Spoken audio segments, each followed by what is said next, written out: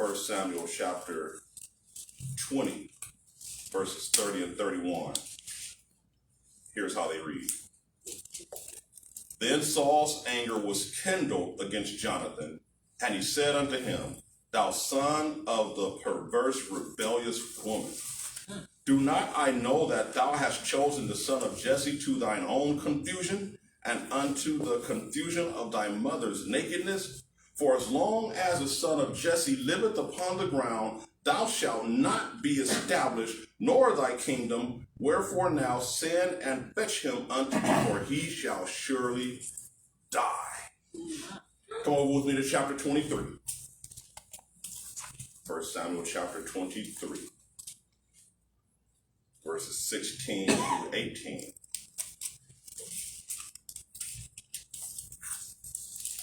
Here's how they read. And Johnathan, Saul's son, arose and went to David into the wood and strengthened his hand in God. And he said unto him, Fear not, for the hand of Saul my father shall not find thee, and thou shalt be king over Israel, and I shall be next unto thee, and that also Saul my father knoweth. And the two made a covenant before the Lord, and David abode in the wood, and Johnathan went to his house. I'm just going to talk to you just for a few minutes today, just from this subject, this theme, this topic, this title. I'm not mad at you. All right. All right. I'm not mad at you. I ain't mad at you. And so we're looking at Johnathan. Remember, we're talking about, for these past few weeks, about sometimes feeling like you're the wrong person, but you're in the right place. There's something happening, but it's not really happening for our benefit. But while we're here, we've learned that even though we might not be the one who God necessarily has his hands on, if we're in the right place, in the right environment, God sees us and he can bless us so long as we stay faithful and stay involved. Even if they overlook us on purpose, God will always look and see our heart. Today, we're going to look at this thing about Johnathan and David. Johnathan was the king's son, but David was the promised king. And so for Johnathan, we're going to see the attitude that he had in this situation and just learn how should we work ourselves in our hearts when we find ourselves in the same situation. One thing we have to understand is this thing is called the right of succession in monarchies. In a monarchy where there's a king or a queen, the right of succession simply says this. When the king passed, the monarch passes, the throne goes to the child. The eldest child. And usually if there's a son, it's going to go to the eldest son. That's how it is right now. We talk about the royals and Prince Charles and Prince Harry and all these princes. And when the queen goes, who's next in line? When that person goes, who's next in line? And so there's this thing about succession. There's no elections. It's all about the family that you were born into. Because you are somebody's son, or if there are no sons, you're the daughter, it's going to be yours when the monarch leaves. It was the same thing in Israel. But what we got to understand is that Saul was the first king of Israel. And so before Saul, there were no kings, there were judges. And judges ruled based on how God ordained and commanded. And so we know the story. It got to the point where Samuel was old and the people said, Samuel, you're old and your sons ain't no good. And so come over with me to chapter 8 in 1 Samuel. Saul may have been the first king, but it's not like the people didn't know how this right of succession worked because they had a model to follow in all of the kingdoms around them. 1 Samuel chapter 8, verse 5 says this. And said unto him, Behold, thou art old, and thy sons walk not in thy ways. Now make us a king to judge us like all the nations. Then we go down to verses 19 and 20, and here's what they said. Nevertheless, the people refused to obey the voice of Samuel, and they said, Nay, but we will have a king over us, that we also may be like all the nations, and that our king may judge us and go out before us and fight our battles. So they had a very good understanding about what it is to have a king, because all the nations around them had kings, and they know that when there's a king, the king will have a son, and that son is in line to take the throne when the king is off the scene. And so when they asked for a king, they understood good and well, Saul is going to be our king. Saul had a son. He had 3 sons, actually, but we know about Johnathan. And they know that when Saul is gone, Johnathan was most likely his oldest son. He's going to become the king when Saul is gone. So we have that statement that Saul made to his son in chapter 20 of 1 Samuel, because Saul said, oh, there's this dude David, and he's a threat to your right to succession. So go get him, because he has to go. Because I got to make sure that this thing is lined up right, because everything is meant to go to you, my son. So pick your head up, stop being wishy-washy. Let's get this thing together so this thing can be done just right. But then we see how Johnathan addressed David, and he said, look, this thing is yours. God has already decreed it, and when it becomes yours, I'll be your number 2 man. We're going to look at that. We're going to look at that. There are just simply 3 points we want to ponder for this right now to understand how Johnathan, it was his. Whether he wanted it or not, whether he was good for it or not, it was his. But his attitude was, I don't want it. David is yours, and I ain't mad at you.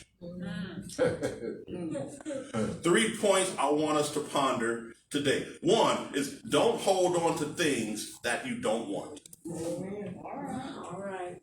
Sometimes people are placed in positions and they don't really want to be in that position, but because somebody gave it to them, they're going to hold it. Maybe because I can put that title or some letters after my name, or I can put that on some letterhead or walk around saying I'm the president of this, the second vice president of that, I'm the recording secretary of this, or I'm the this. They don't want to do anything with the title, but they're not going to let it go to somebody who can actually use that title for what it's worth. We got to understand, and Johnathan is a good example, don't hold on to things that you don't want. He was a king's son in line to take the throne. Who doesn't want to be a king? All the wealth is yours. In a sense, all the women are yours. We learned that lesson with David, didn't we? All right. It was his, but he didn't want it. You were going to be the man in charge. No elections, no campaigns. It's yours. He didn't want it. We're going to learn that. We're going to learn that. We're going to learn about that. Don't hold on to things that you don't want. Come back with me to chapter 18 of 1 Samuel, and let's see what happened there in the first 4 verses.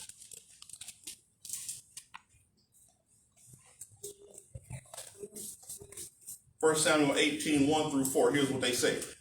This was right after David said, hey, who's this dude Goliath? Y'all scared? I'll take him. And so after that discussion, here's what happened. And it came to pass, when he had made an end of speaking unto Saul, that the soul of Johnathan was knit with the soul of David, and Johnathan loved him as his own soul. And Saul took him that day and would let him go no more home to his father's house. Then Johnathan and David made a covenant because he loved him as his own soul. And Johnathan stripped himself of the robe that was upon him and gave it to David and his garments, even to his sword and to his bow and to his girdle. He was a prince, and he says, I'm giving you all of my princely vestments. These are things that only a prince should wear. I'm giving it to you. Johnathan had a spirit in the heart where, look, I know it's mine, it's supposed to be mine, but you know what? I'm not going to hold on to it because for some reason he knew something. So we need to learn, like Johnathan, don't hold on to things that you don't want. It can either be something like a title or just a place in line or something, or it can be a possession. How many of us, we look in our closets, we got stuff, we're not going to wear it, ever, but we're not going to give it away.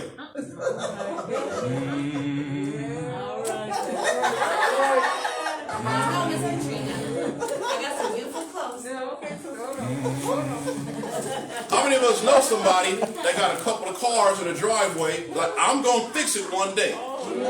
But it's been 10, 15 years.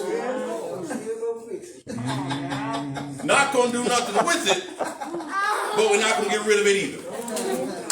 We got to learn, sometimes we shouldn't hold on to things that we really don't want. Ouch. I'm gonna say this to the husbands and wives out there who may say, you know what, I don't want you, I'm not gonna hold on. No. That's a totally different thing right there. We crossed some different lines. Pastor Hill said, don't hold on to things that you don't want. I don't want you no more. Hold on, what's happening right there? That's a different study. All right? But when you gotta learn when it comes to certain things, you know, we had some water damage in our house, and so we had a big hole in our ceiling because the upstairs bathroom leaked down. They had to cut out the drywall, and there was just this big hole in the ceiling for about a month. And so they came through, they finally fixed it. They had to paint the whole ceiling so you don't see the lines, and all the stuff that was on the kitchen counter was on our dining room table. And so come home, it's like the kitchen counter, there's nothing on the kitchen counters, and I'm seeing all this stuff on the dining room tables, and I'm like, do we really need all this stuff? Amen. That was on the kitchen counter. I'm looking and say, yeah, that right there. What's that? Why do we have that? So it's like, hey, let's just get the things first that we plug in, put those in, and then we'll make a determination about everything else. Sometimes things come in and they kind of stay in, but they're past their time in prime. We've got to learn to not hold on to things that we don't want. In the case of Johnathan, it's one of two things. One of two things with Johnathan, because of the righteous succession, and he was in line to be the king, but either one, he didn't want to be king, or two, he understood what the prophets said when they spoke. Because one thing, if you read the discourse, there's a statement that Saul says to his son Johnathan and their travels. He says, Johnathan, everything that goes on and that is told to me, I tell to you. In other words, when I'm hearing Johnathan, I'm sharing it with you. So there's a chance that, remember the whole thing when Saul kind of messed up and he was supposed to wait 7 days, but he gave that sacrifice, and then Samuel came around and said, what did you do? This day God took the kingdom from you, and I'm giving it to a man after my own heart. There's a good chance that maybe Saul went home and told that to his son, Johnathan. That the kingdom was taken away from me and given to somebody else, but you know what? We'll work around that because of the right succession. We don't know, but we know that there's one of two things. Either Johnathan didn't want to be king, or Johnathan understood what the prophet said, that God has replaced Saul with the man after his own heart. And we see in chapter 23 when Johnathan declares that you are going to be king. So maybe he knew what Samuel spoke to his father, because we see in the discourse that his father said that, look, I tell you everything so that you know what's going on. So the first thing, don't hold on to things that you don't want. Second thing we need to understand is this: faith in God trumps families that gather. Faith in God trumps families that gather. You know how it is. Sometimes parents and families, and we've all probably witnessed and experienced this, and young people have probably witnessed and experienced this or are going through this right now, where somebody who's not you lays out your whole life in front of you. He says, you're going to do this, by this age you're going to do this, and you're going to get this, and then you can do this. Anybody ever had that where somebody just like, this is the plan that you're going to follow?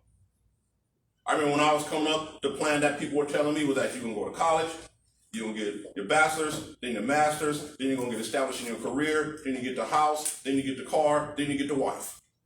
I kind of flipped all that. All right. I went back, I got the wife first. Yeah. It's like the last thing I got was a degree. All right.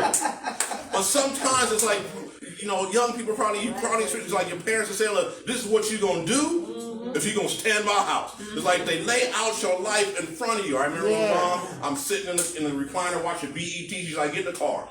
Drives me to El Camino College, says, fill out an application. Like, you're just not going to sit in my house and do nothing. But we got to understand, even though there are times when it seems like our lives are laid out in front of us, that parents are telling us that this is the plan we have for you, this is what you're going to do, we have to understand that even though families may lay things out for us, our faith in God trumps anything that families put before us. Matthew chapter 10, verse 37 says this.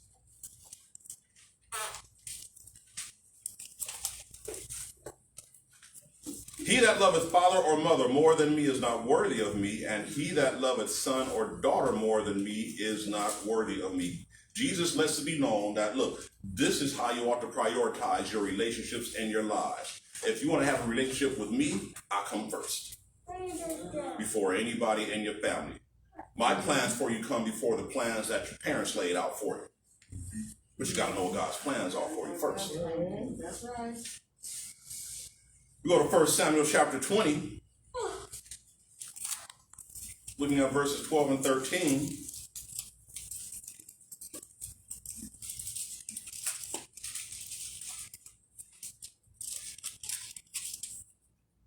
And Johnathan said unto David, O Lord God of Israel, when I had sounded my father about tomorrow any time, or the third day, and behold, if there be good toward David, and I then sin not unto thee, and show it thee, the Lord do so, and much more to Johnathan. But if it please my father to do thee evil, then I will show it to thee, and send thee away, that thou mayest go in peace, and the Lord be with thee, as he hath been with my father.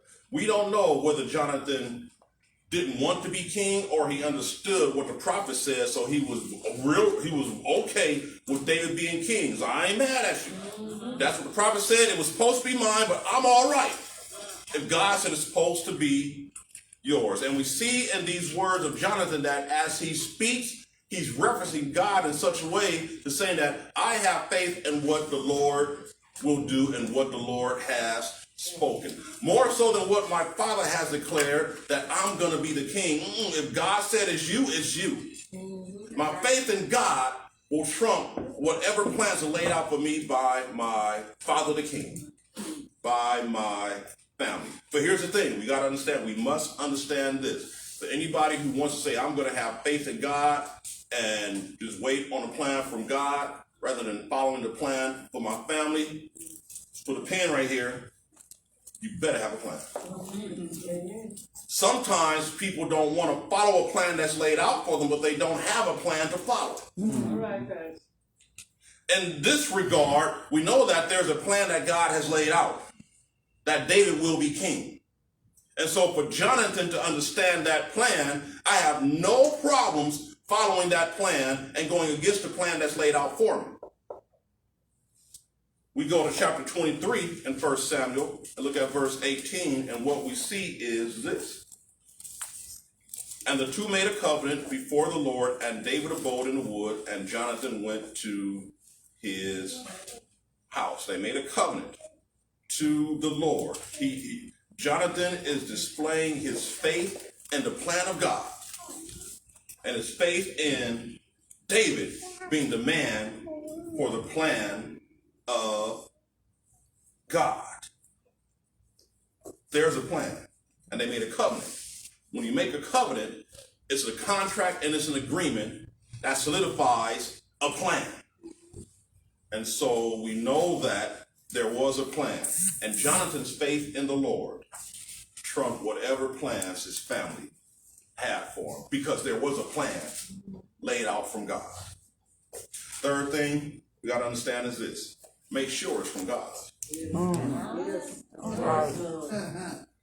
Sometimes we may concoct a plan. I use that word concoct. We may concoct a plan that seems like it's the right plan, and it makes a lot of sense in our head when we think about it, and we sprinkle some God in it.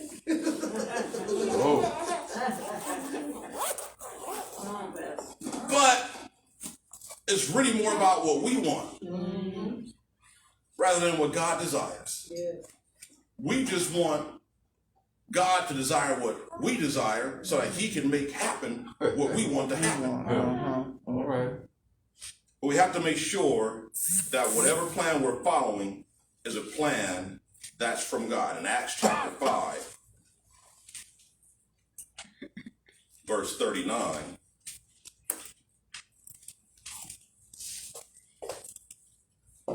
here's what it says. But if it be of God, ye cannot overthrow it, lest haply ye be found even to fight against God. If any plan is of God, it's going to come to fruition if you follow that plan.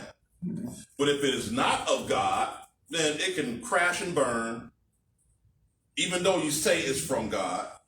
If it crashes and burns, it was probably a figment of your own imagination. And so we have to understand that whatever plans we're following, we have to make sure that it's a plan that's from God. But to the central core of our thing about sometimes you're in the right place, but you're not the right person. We just have to understand that even though people might say that this is yours, this is for you. If God speaks differently, we have to follow what God is speaking rather than what everyone else is saying. Sometimes there are problems in churches when the pastor dies, but he dies leaving a son, and there's a whole lot of prophecy about how the son is going to rise up and take the pastor's place. And then sometimes a lot of sons listen to that and they fall into it and find themselves in a whole lot of trouble in way over their heads because they listen to somebody else's plan rather than trying to follow what was God's plan.